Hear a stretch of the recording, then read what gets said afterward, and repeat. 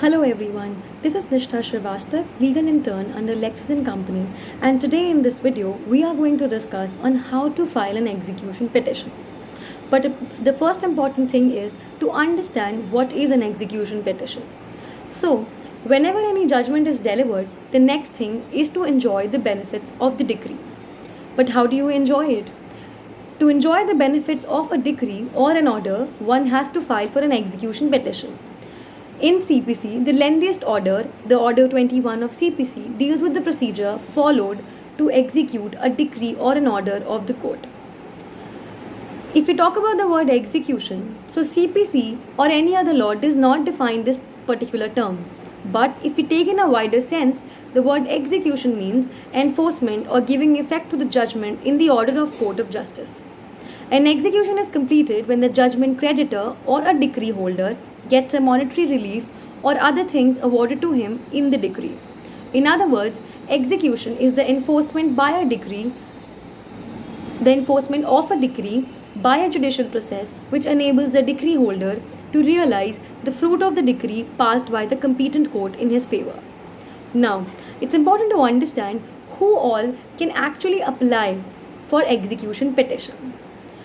So, for applying an execution petition, you need to be a decree holder, legal representative of the decree holder when the decree holder dies, any person claiming title under the decree, transferee of the decree holder when the decree is written and duly executed. Now, against whom can decree be executed? So, decree can be executed against judgment debtor, legal representative of the decree holder when the decree holder dies, any person claiming title under decree, and surety of the judgment debtor. Now, once we have understood that who can be a decree executor and against whom can a decree be executed, it's important to understand the place where we need to execute our decrees, that is the court. So, a decree can be executed in three places: the court which passed the decree, the court where such decree is sent to execute, and third, the court in whose jurisdiction the property is situated which will be used for execution. Now, since we've understood the little intricacies of execution, let's come to the procedure of filing an application for execution.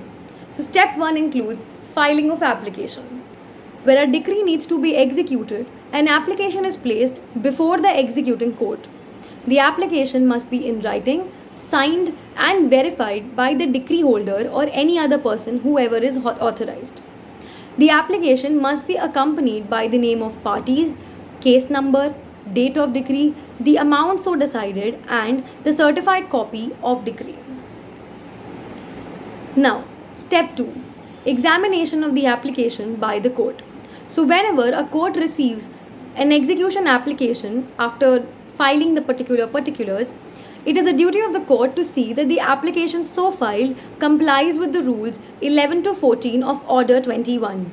So, rules 11 to 14 of Order 21 actually consist of the provisions wherein an application is examined by the court after it has been filed for execution. Step 3.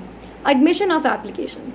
The court may admit the application if it complies with the rules 11 to 14 and other conditions required by law. If the application lacks anything, the court may return the application and then ask the particular person to see the defects into it and correct it. Step 4. Hearing of application.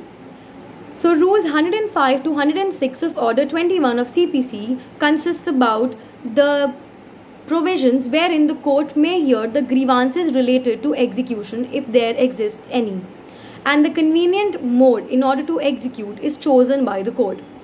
Step 5. Issuance of the notice to execute. So, the notices are issued under Rule 22 to show cause if A. Execution is filed after 2 years of actual decree. Second, execution is made against legal representatives. Third, execution is to be made in the case of reciprocating territory. Fourth, execution is to be made against insolvent persons.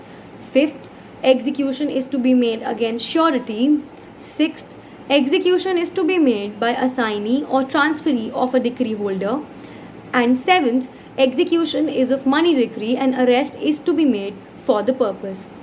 Now, step 6. Now, step 6 actually decides the mode of execution. So, the decree holder is allowed to choose the mode to execute if no mode has been expressly put forth in the decree. Now, the court has to choose from a following sets of modes in order to execute a particular application.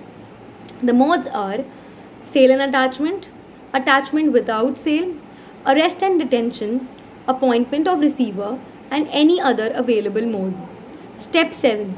Stay on decree. If the judgment debtor shows reasonable ground to stay the execution of decree under rule number 26, the execution is stayed.